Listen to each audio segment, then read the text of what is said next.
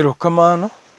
Agoyo Nyasaye maduong' moloyo erokamano mochako kelowa e studio Lolwe ka mondo mi wawach kendo wapor kodi weche mag Jehova Nyasaye. An Bishop Stephen Otieno Juang, kaka pile yore mag wuora wabiro mondo kendo wachak wawachane weche mag Jehova Nyasaye nikech magi weche modong' kende mwanyalo keyo koni koda kocha kaluwore kod chandruok gi midhierni makoro mako piny chuny dhano dwaro wach Jehova Nyasaye. Chuny dhano dwaro wach Jehova Nyasaye matut nikech chuny dhano koro osebedo kod masirni mang'eny kod chandruoge mathoth. Kaka wachoni ni nyinga Stephen Otieno Juang, walamuru Jehova Nyasaye kanyakla mondo yak wadhi mbele Jehova.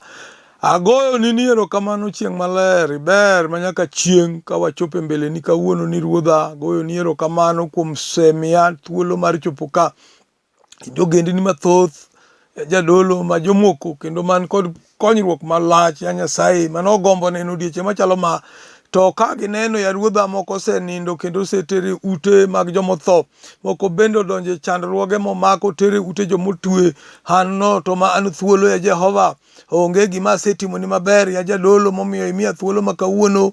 Gima duong' manyalo chaka timni kendo en mana ni mondo apaki ya ruodha nikech mano kende gimidwaro kuoma. Omiyo agoyo ni erokamano sulwe mar okinyi, bet jakora, irita, itelna, iting'a malo kabiro wacho weche ni goganda gi. Nyasaye goya kolang' mondo weche gi odonje chuny jogi mabiro winjo sechegi e nying Yesu Kristo Ruoth. Amen.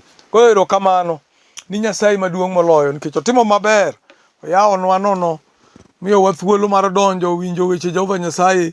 Kawuono ni agoyo ni erokamano sibuor mar dhood Juda nikech itimona ng'wono mimiya thuolo mar neno kawuono. Ka bed ni chudo kapar nyaminwa wadwa ni tang'o madi chulo Jehova Nyasaye, ang'o madi miyo Jehova Nyasaye, nengo man madi miyo Jehova Nyasaye. Kawuono abiro mbele wadwa wuoyo e wach mar nyiego. Adwa wuoyo e wach mar nyiego. Ich lit ma dhano osebedogo kuom tamruok dwaro mondo jowetegi odhi maber. Dhano oseyie dhi asara, dhano oseyie dhi atwa machielo mondo mi ng'ama wuod owadgi odog chien, mondo mi ng'ama gitiyogo odog chien. Chandruoge osebedo. Asewacho ni nyaminwa wadwa ni piny oting'ore mapek. Kanyoro an e kalu nyowago mbaka gi miyo moro mane tiyo i ofise mag sirkal gima kata ok anyal wacho, mane nyawadgi magitiyogo odhi ondhoge nikech ne Nyasaye otimone maber, oyudo kamoro monyalo jotie, to maybe nyamin gi nyako chato pod ok oyudo kar jot. Koro nyako ni nodhi atwa mar dwaro kaka onyalo ndhogo ng'ani gi jaduong' moro mondo odhi oywa nyako ni omi gimoro matin to CID obi omak nyako ni nyako ni okawo hongo. Adwa wacho ni nyiego osedonjo piny oting'ore marach. Jowadwa ang'eyo ni dhano ne Nyasaye ochweyo, ng'ato ka ng'ato ne Nyasaye ochweyo gi hape. Onge ng'ama Nyasaye ochweyo kokele piny mondo chandre, onge ng'ama Nyasaye ochweyo kokwong'o. Nyasaye ochweyowa kod equal opportunities. In kanyono gima tin ma in gono inyalo loso mabed maduong'. An bende Nyasaye nyalo miya matin malos mabed maduong'. To gima koro nyiego maki ka maybe mara dhi maber to mari ok odhi maber ahinya. Ne mari seche moko ok dhi maber nikech ok itini Jehova Nyasaye, ok idwok erokamano Jehova Nyasaye. Iparo ni gima in go nikech tekruok mari iwuon. Seche moko an ang'eyo ni gima an go nikech Nyasaye moting'a malo. Kawuono wadwa wuoyo e weche mag nyiego ka wasomo kitabu mar Samuel mokwongo. Wabiro somo e kitabu mar Samuel mokwongo. Kitabu mar Samuel mokwongo wadwa somo e adi? Kitabu mar Samuel mokwongo wabiro somo e 18 kwan matindo 6. Nyiego omako Saulo gi Daudi. Haleluya. Nyiego omako Saulo kod Daudi. Ne Daudi en jatich ruoth, jatich od ruoth, en misumba ruoth matimo ni ruoth gik moko duto. To Nyasaye osewale mokele od ruoth kaka ng'ama biro kawo mana yore mag telo. Daudi ni osetimo maber n'oganda mag jo Israel. Kosedhi monego Goliath Jahiti mane osiko ka chando nego jo Israel osetimo maber. Ng'ani nyo Saulo ngo to nyo Saulo ok nyal nege, nyo osekedo kod higni mang'eny to nyo kinya ahinya jo Saulo. Koro nyo Nyasaye oro ng'ato wuoyi moro marawera man kod chia manyalo timo save konyo jo Israel mondo owuog e chandruok e lwet jo Filistia. To Nyiego chako duogo mako Daudi, Saulo kod wuoyini. Ndiko wacho kane Daudi dok dala ko anego ja Filistia, mon nowuok e miech Israel duto mondo orom ni ruoth Saulo. Nok gibiro romo Daudi, to ne gidhi romo ni ruoth Saulo. Mon gi nobiro mondo orom ni ruoth Saulo nikech Saulo nowuok e lweny ka obiro ka gin kaachiel nyaka koda Daudi. Nowacho niya, giketo ni Daudi ji gana gi gana. No, owacho niya, mondo orom ni ruoth Saulo. Ne giwero wende geto kendo ne gimiel ka gigoyo thum gi bul. Ne gimiel ka giolo wer niya, Saulo onego ji gana, Daudi to onego ji gana gi gana. Wachno ne rach ni Saulo, omiyo mirima nomake ahinya. Nowacho niya, giketo ni Daudi ji gana gi gana, to an giketo na mana gana kende. En ang'o machielo ma pod odong'ne mak mana bedo ruoth? Chakre chieng'no Saulo ne ng'iyo Daudi gi wang' marach. Haleluya. Isetimo ni ng'ato maber, to ng'ani ok ne ber mitimone. Ng'ani neno berni mana kaka ng'amo biro maye ber ma en go. Daudi otimo maber kech onego Goliath, to Saulo ok ne ni mano Daudi otimo maber. Nitie ng'at moro e bath dalau ma ok bi neno ber ma isetimone. Seche moko kata gima ber mitimone onge, en mana ni doyo ne to misling moro 10. Iumbo ne pi nyaminwa to misling moro 20 mondo idhi dog inwang'o go akwota kata oloriyo imadhi e odi. To ng'ani ok ne kodi maber. Tich mitiyo ne cha en tich moko nyal tiyo. Tich mitiyo ne cha en tajiri, en jamoko. Tich mar omo picha en chiege ok nyal timo. Tich mar doyo cha jaode ok nyal doyo. In emi doyo ne to kupodo neno ni nyathini ma otimo penj manwang'o maksi monego dhi sekondari cha, kose somo to biro loye, omiyo ok onyal neno ni maber. Saulo ok ne maber ni Daudi, to Daudi osetimo maber kosenego Goliath ja-Hiti manyocha osechandogi kuom higni mang'eny. Haleluya. Ang' momiyo nyaminwa, ang' momiyo wadwa, Nyiego donjo e chunyi. Nyiego osedonjo e chuny Saulo. Saulo koro ok ne osekawa Daudi. Daudi pod ok obudho e kindgi. To oseng'eyo ni Daudi en ng'ama Nyasaye osewiro. Koro chunye osechandore. Ng'ani oseneno na adier nitie sulwe moro mar dwar rieny dalani. Odwaro yo mosimgo sulweni.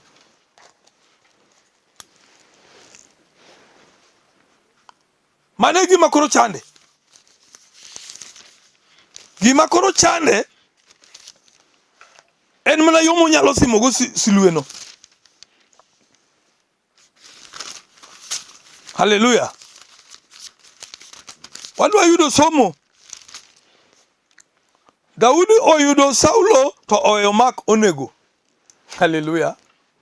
Ing'eni Saulo tich ne koro en tich windo Daudi. Onge gimotimo, otiyo tij manyo Daudi. Daudi chala ywer. Daudi koro chalo lemi manye thim. Ne, Daudi ni mana kod jolweny 600 kende, to Saulo dwaro Daudi kod jolweny 3,000.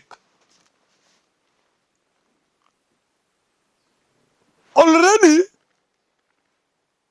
Abimelech, Saulo osenego. Saulo osenego Abimelech nikech ang'o? Nikech ne Abimelech koro ni Daudi ni lweny, odhi e lweny to dhi loyo. Abimelech osekawo tong' Goliath bomiyo Daudi mondo Daudi otim gang'o, owuothgo nikech noringo Saulo piyo piyo ko onge gima makorego. Nyaminwa wadwa, isekawo nyathini biringo go mitero kata kane mondo odhi odong kuro. jago ni pod ok oyie ni ng'ane to koro onge wang'a, en pod nyaka londo ni moketo en mana mar ng'iyo to nyathi ng'ane chama nodhi cha en tang'ono motimo kucha. Adwa wacho ni ya owadwa nyaminwa, nyathi ng'ane mimanyo no chalo Daudi. Nyasaye osejwaye mokete makata Saulo manye kod jolweny 3,000 to Saulo ok nyal chopo kuome. Winya ne ndiko ni kidwa ng'eyo ni ng'ami lawri michandrigo no onge kod wach kodi. Kane Saulo ariambo jo Filistia, nonyise ni Daudi odak e thim Engedi. Omiyo noyiero ji 3,000 kuom jo Israel duto modhigo. Ji 3,000 ma Saulo oyierogi gin thuond lweny, gin joma rateke, gin joma ong'e lweny, joma osekedo higni mang'eny. Daudi to koro eka gundho lweny, koro eka chokore matin tin, en kod ji 600 kende. Saulo okawo ji 3,000 marateke mag lweny mondo dhi omany kodo Daudi. Imanyo ng'ama yom ma onge kata lawruok kodi. Abimelek osewacho ne wuod Jesse mi lawrigo no onge kod wach kodi. Isiki lawri gi nyawadu ma onge wach kodi. Nyawadu onge kwe to onge wach kodi. Nyawadu ok nyal dak gu kwe to onge wach kodi. E kanisa japuonji lawrigo to japuonj onge wach kodi. Ilawri gi jalupni assistant mari, in bishop, in pastor, to jalupni onge wach kodi. Daudi onge wach gi Saulo, en okawo Saulo kaka ruoth mowir, to Saulo onge kwe nikech bedo e mar Daudi.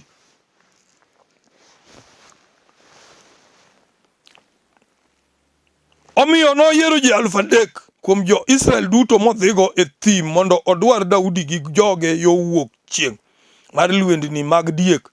Nochopo e abilni mag rombe man but yo, kama ne nitie rogo, kendo nodonjo e rogono mondo olosre. To Daudi gi joge noyudo osedonjo e rogono mobet piny gi yo ka iye. Joma Daudi nigo nowachone niya, kinde koro osechopo ma Ruoth Nyasaye oketo e jasiki e lweti kaka nosingore. Omiyo timne gima idwaro. To Daudi nowacho ni joge niya, Ruoth Nyasaye mondo ogeng'a kik ahiny ruodha, kata mana lith lweta kik ater kuome, nikech en ng'at mowir ma Ruoth Nyasaye oyiero. Haleluya. Winjane, Daudi Nyasaye oketo tem e mbelene ni to eraketo ni Saulo ibe timo kode ang'o. Saulo manyo Daudi, ng'ama Jehova Nyasaye osewiro moketo ruoth in waiting, ruoth marito chamo muma. To Saulo ne en ruoth to Jehova osegolo loch kuome, tiende ni tekruok mar Jehova Nyasaye mar fweny mane Nyasaye wuothogo kode kanyise fwenje manyalo nyise kama Daudi oponde nosewuok kuome. Koro kata ochopo kama Daudi nitie to ok onyal ng'eyo ni Daudi ni ka, nikech Daudi en mowir maler mar Jehova ng'awa Nyasaye. Ni ng'ami kedogo ni en ng'ama onge kodi wach, imanye to onge kodi wach, to Nyasaye to rite makati ketho mwandu ni te to kanitime gimoro. Haleluya. Nyaminwa nyieki mikedogo ni onge kodi wach, kati kedu kode machaladi. Jehova Nyasaye owire, en otiyo mana kod tekruok mar Jehova Nyasaye, nikech en Nyasaye jaritne. Omiyo kata ka masira obiro ma onego bed ni koro masira time, to Nyasaye geng'o masira monego donjne no, nikech en ng'ama lamo Jehova Nyasaye gadier. Daudi lamo Nyasaye gadier, kendo en kuom Jehova Nyasaye kod adiera.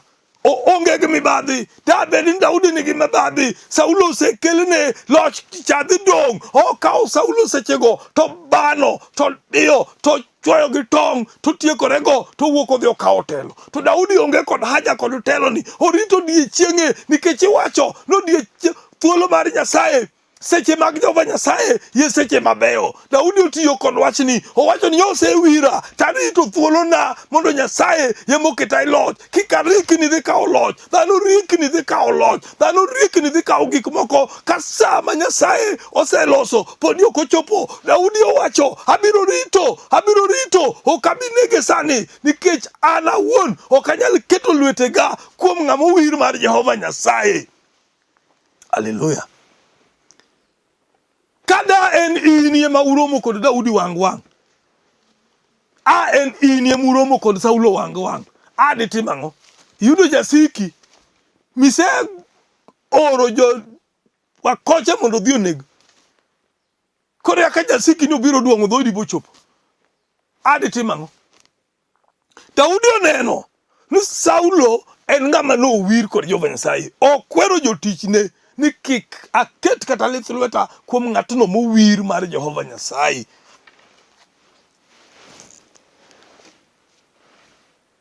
Inti dwa timri nade? Nyiego osemaki, chunyi osebedo malit nikech ng'ama ni bathino ineno mana sulwe man kuome, iparo nobiro kawo mwandu ma in godogo. Mwandu ma in go Nyasaye manyomi. 26 achake wang'e. Daudi oyudo Saulo Zif to ok onege. Ng'ani mani koro second attempt ma Saulo manyo Daudi, to Nyasaye oketo Saulo e lwet Daudi kendo for the second time. Koro wadwa winjo ni kawuono to Daudi biro timo ang'o kod Saulo, ket Nyasaye okele kama obire ni ok odhi nodhi bayo nipo gi tuo moro atuma, odhi manyo Daudi. Koro yaka Nyasaye okawe okete lwet Daudi, en odhi manyo Daudi ringo yombe. Ng'atni ringo yombi isiko imanye amanya. Ng'atni ringo yombi weyo ni piny isiko imanye amanya. Nyawadwa kata e kanisa ni matinde wantie, ng'ato nosewere kodi mowe ni piny, to pod ok ine ni ng'ato owena piny, pod imanya manya ng'ano. Ang'o matimore jowadwa? Daudi ochako yudore kod Saulo. Daudi oyudo Saulo Zif to ok onege. Jo-Zif nobiro Gibea ir Saulo mi giwachone niya, donge ing'eyo ni Daudi opondo e got e Kila momanyore gi Jeshomon? Mi Saulo nowuok molor odhi nyaka thim Zif gi jo-Israel moyier. Iwinjo ni jo-Israel moyier. Ok okawo jolweny alwenya, to yiero jolweny nikech ong'eyo bende Daudi tekruok ma Daudi nigo kuom lweny. Ne ing'eyo ibet tekruok man go kuom lamo Jehova Nyasaye. Nikech an ok aked, ng'acha ok ked kod gi kendo mag piny, ok oked gi tong', ok oked go kumba, okedo kod malaike mag Jehova Nyasaye. Daudi omanore kod teko mar polo malo. Saulo ong'eyo ni Daudi en ratego kuom lwenj polo. Saulo ong'eyo ni Daudi, nikech Saulo wacho nawinjo ni ng'atno galagala. Daudi en galagala kuom teko mar Jehova Nyasaye, en galagala nikech Nyasaye opande, omiye kido mopogore gi kite. Haleluya. Nyasaye omane kod rieko. Nodhi kod jolweny 3,000 moyier mondo odwar Daudi e thimno. Nobuoro but yo got e Kila momanyore gi Jeshimon. To Daudi ne nie thim, to kane Daudi ong'eyo ni Saulo obiro dware kuno, no oro jombetre mofwenyo kama Saulo obuoroe. Eka nowuok modhi kanyono moneno kama Saulo gi Abna wuod Ner jatend lweny jonindoe. Saulo nonindo e dier kambi, to joge noguro hembgi alwora. Daudi nowacho ni Ahimelek Jahiti kod Abishai wuod Zeruya ma owadgi Job niya, ere ng'ama didhi koda mwalo e kambi Saulo? Abishai nodwoke ni, wadhi kodi. Omiyo Daudi gi Abishai nodhi kuno gotieno moyudo Saulo kanindo e dier kambi, to tonge ochwowo piny gi yo ka wiye ne chir ma Daudi nigo. Daudi ni kuom Jehova Nyasaye. Parane kama jolweny 3,000 obuoroe, to in ema gimanyi. Pod yako oro jombetre dhi nono to gidak kure. pod bende en gi chir mowuok awuok otieno to dhi e kambino nikech en kod teko mar Jehova Nyasaye. Nyiek Saulo kata Saulo bed gi nyiego machalo nadi to onge gima biro timo Daudi nikech Daudi en mowir mar Jehova Nyasaye. Adwa wacho ni nyaminwa, kata ibed gi nyiego machalo nadi kod nyiekino, kata ibed gi nyiego machalo nadi kod wuod nyiekino kod nyar nyiekino, to gin kuom Jehova Nyasaye. Onge gima inyalo timogi, onge gima inyalo timogi. Jadolo, kata ibed gi nyiego machalo nadi kod jadolo wadu, in nyiego osedonjo kuomi machalo mar Kane. Koro jachien nu kuomi, onge gima ibiro timo jadolo cha. Ka en jadolo malamo Jehova Nyasaye gadier, no chung kod Jehova Nyasaye, chung kod Jehova Nyasaye. Kama itiye no, chung kod Jehova Nyasaye. Kata nyiego donjo, to onge gima nyiego biro kalo mit timie ngimani nikech in kuom Jehova Nyasaye. Go mana chongi piny kaka Daniel ne goyo dideki odiechieng'. Sika sika kilamo Jehova Nyasaye, ne ka Nyasaye odhi okonyo Shadrach, Meshach kod Abednego nikech nyiego mane jomane gilawre go obedo go kaneno ka gin gidhi maber, to nyiego donjo e chunygi. Ne Shadrach, Meshach kod Abednego ne nyiego miyo witgi e mach, to ne giwuok e majno. Biblia wacho niya, ne giwuok ka onge kata iro mane ne ging'we, ne ok ging'we kata iro. Ka in kuom Jehova Nyasaye, to mach ma dhano chimigo, chandruok ma dhano chimigo, ok notimi gimo. Owadwa nyaminwa, chunga chunga kuom Jehova Nyasaye. Maka Nyasaye ne ka Saulo manyo Daudi to ok onyal yudo Daudi. Nyasaye opando Daudi, ok onyal chopo machiegni. Osemanye malich, osetimo mathoth monyalo ni mondo mi oyud wuod Jesse ni, to ok onyal yudo wuod Jesse. Saulo wuod Kish osetemo matek monego nyaka jodolo nikech otamore nyise kama Daudi nitie. Odhi omanyo Daudi, ochopo e rogo kama Daudi obute, to ok onyal yudo Daudi nikech Nyasaye opando Daudi. Daudi yude ng'ad riak lawe ma yaka nyise ni ae wuod Kish aonge kodi wach. Ne kama ibireni Nyasaye oketi e lweta, taweyi aweya. Ne ng'ani onge kodi wach. Ang'o momiyo isiko kilawo nyathi nyaminu to nyathi nyaminu onge kodi wach? Ang'o momiyo isiko kilawo nyathi owadu to nyathi owadu onge kodi wach? Daudi ni mbele Jehova Nyasaye kod adiera, ma emomiyo Nyasaye wacho ni Daudi yema chunye chal gi chunya nikech Daudi ne bed en dhano kaka an kata kaka in. To Saulo ok no tonyie rogo cha. Kawuono bende Nyasaye ochako keto Daudi e lwet Saulo e lwet Daudi. To Daudi dwa timo niya, wadwa nenane kaka Daudi wacho. Eka nowuok modhi kanyono moneno kama Saulo gi Abner.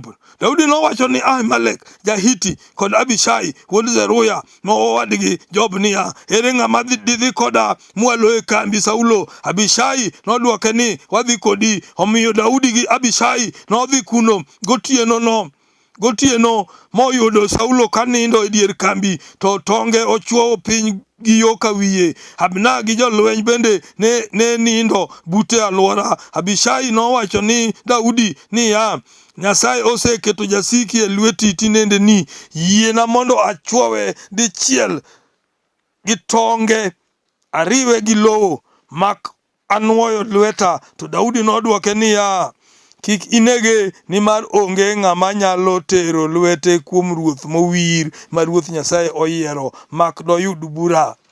Eka nomedo ng'e ni kata Saulo be ne dhi yudo bura pono noyudo Daudi monego, nikech Daudi already noseyier mowir. Ma kata Saulo ne manye, to Saulo nong'eyo no bende dhi yudo bura. Daudi oyudo Saulo mong'wono ni Saulo okwer no ok doket lwete. Eka nomedo wacho niya, gi nying Ruoth Nyasaye ema chieng' notieke, kata ka chieng' thone ochopo, kata kodhi e lweny kwero ngang', kik ater lweta kuom ruoth mowir ma Ruoth Nyasaye oyiero, to wakaw mana tong' man yo ka wiye no kod puga mar pino mondo wadhigo. Kamano Daudi nokawo tong' gi puk pi mane ni yo ka wi Saulo, mine gia ma onge ng'at monenogi kata mowinjogi kata mochiew. Ne ginindo giduto nikech Ruoth Nyasaye nomiyo nindo ogoyo gi ngoga. Daudi noidho loka machielo mochung' e wi got gi kuma bor ka kindgi opogore malach. Eka noluongo jolweny kod Abna wuod Ner kowacho niya, Abna dak idwoka wach. Abna nodwoko niya, in ng'awa maluongo ruoth. Min Daudi nowachone niya, donge in dichuo, bende nitie ng'ama romo kodi ei Israel, to kaka mano marang'o nende ok irito ruoth maber. Haleluya. Nyasaye kende manyalo rito ng'ato maber. Dhano ok nyal riti maber. Jaodi ok nyal riti maber. Nyithindi ok nyal riti maber. Nyaminwa wadwa dog mana ir ruoth Jehova Nyasaye. Chandruok ma in godo no en chandruok mar kinde machuok tu. Chandruok ni biro rumo ne kaka Daudi osetimo ni Saulo maber, to Saulo ok ne. Saulo ok ne. Oketo jolweny 3,000 komanyogo Daudi ka ywer. Oketo jolweny 3,000 komanyogo Daudi ka mwanda. Chunyi osebedo maluor nyaminwa. Isetemo ringo kata gi nyithindo mitero mabor, to podi jago ni ok oyie. Kawuono mathuolo odi kethore nyaminwa nikech jasigu ochimo odi mana kaka Saulo nochimore kod Daudi. Oketo lweny matek ma onge yweyo. Daudi ok nyal yudo kama osoyo wiye. Owe mier. Odonje thim. Odakie buche kotoyo. To podi jago ni ok oyie. Iongo kata gimi cham. Inindo kech gi nyithindo. To podi jago ni ok oyie. Chandruok oromo dendi, chunyi ol. Beda gi chir. Daudi ne nigi chir. Daudi noko oluor. Bende Daudi noko ol. Nosiko ringo. To ringo. To ng'eyo ni Jehova Nyasaye ni kode. Adwacho ni. Winjo ka Nyasaye Daudi wacho. Anto kabiro tero lweta kuome nyaka chop chieng' moro notho kata e lweny. Adier Saulo nobiro modhi otho e lweny. Haleluya. Goyo ni Nyasaye maduong' moloyo kamano. Dongi pako dogno sana ja Galili malo. Orito Daudi maber. Makata Saulo manye kinde ka kinde kod jolweny to ok nyal yude. Dwacho ni nyaminwa. Lweny mochimi no biro rumo. Lweny mochimi no biro rumo. Ibiro neno maber kinde mabiro, to sika kigo chongi piny kilamo Jehova Nyasaye kiywak ni Nyasaye. Nyasaye ok dek. To iwacho nwa God's time is the best. Kwe kao sam ni keto ni Nyasaye ogwedhi isama inuone midwaro. We Nyasaye otitich ne kaka Nyasaye. Oyo Nyasaye maduong' moloyo kamano. Amora ahinya ki Nyasaye omiya teko. Amor malach ki Nyasaye omiya thuolo mar wuoth kendo tiyo tichne. Nyasaye mondo mi ogwedh wachne mwawacho kawuono. In bende kaw thuolo mondo inona nen to kanye miremie. Mondo Nyasaye otimne maber. Goyo kamano. Johera mag wuora, Nyasaye osetimonwa maber. Piny opong' kod masiche, ne ka korona odonjo, tuo manyocha ok wang'eyo, en tuo mwakia kabisa. Wasebedo kod aina mag homa kata honda, to waseyudo yedhegi. To mato en mane jowadwa. Nyasaye ong'eyo, biro tayowa, biro sirowa, kech wasekalore kod weche mathoth, kuonde mwawuothe ok wang'eyo, kuonde mwatiyo ok wang'eyo. Nyasachwa to nikodwa, ang'eyo ni Nyasaye biro siri, biro riti. Erokamano. Erokamano bende nowadwa Austin, kaachiel kod jagoro marwa Collins Otieno, pastor marwa Bernard, Pastor Mark. Akwayo uni tinuru Jehova Nyasaye. Weche matindo tindo kawuono osedonjo e kind jodolo, ma weche odhi omiyo weche mag Jehova Nyasaye ok nyal dhi nyime maber. Erokamano no Archbishop marwa Julius Owituono Komo, piny mar Kanyamkago bende jaduong' tich Jehova Nyasaye. Erokamano na Assistant Archbishop 2 kod 1 Peter Umaon Moro, piny mar Kano. Nyasaye ogwedhi jaduong' mondo uti tich Jehova Nyasaye. Archbishop 2 Meshak Ojwang', piny mar Homa Bay. Nyasaye ogwedhu uti tich Jehova Nyasaye. Ang'eyo ni Philemon Dede wona chieng' bende piny mar Oyugis. Chung'uru ni Jehova Nyasaye mondo wayal injili ma Jehova Nyasaye. Nyasaye mondo lochnu. Erokamano. Walam Nyasaye. Wiya dhi wil mokago erokamano ni min oda Mary Awuor bende kanitie piny mar Gem. e sirembe kanyo. Sirodha, Nyasaye mondo timni maber kaachiel kod nyithindo. Nyasaye oritu duto, agonu erokamano. Erokamano Jehova Nyasaye maduong' moloyo. Duong' gi pak odogni, osana jagelili polo malo. Timo maber, miyo thuolo mar yalo wachni Nyasaye nyakalondo ka. E TV ka. Jadolo ting' weche ni malo ya ruodha. Ogando rem, banda nigi riyo maduong' mar winjo wachni. Timnwa maber, Lwanda Maragabo, jakony ma jochan Mesia, vijana duto matiyo e Lolwe TV ka. Asesiko ka kwayonu Nyasaye mondo Nyasaye otimnu maber. Ka Nyasaye otimnu maber, abiro goyo Nyasaye erokamano. Erokamano bende ni jotelo ni kokelo ting'uru wach Jehova Nyasaye malo. Erokamano kuom chiwo thuolo mar injili ya jadolo biro timonu maber. Ting' Lolwe TV malo mondo chopi okang' ma TV madongo duto nitie.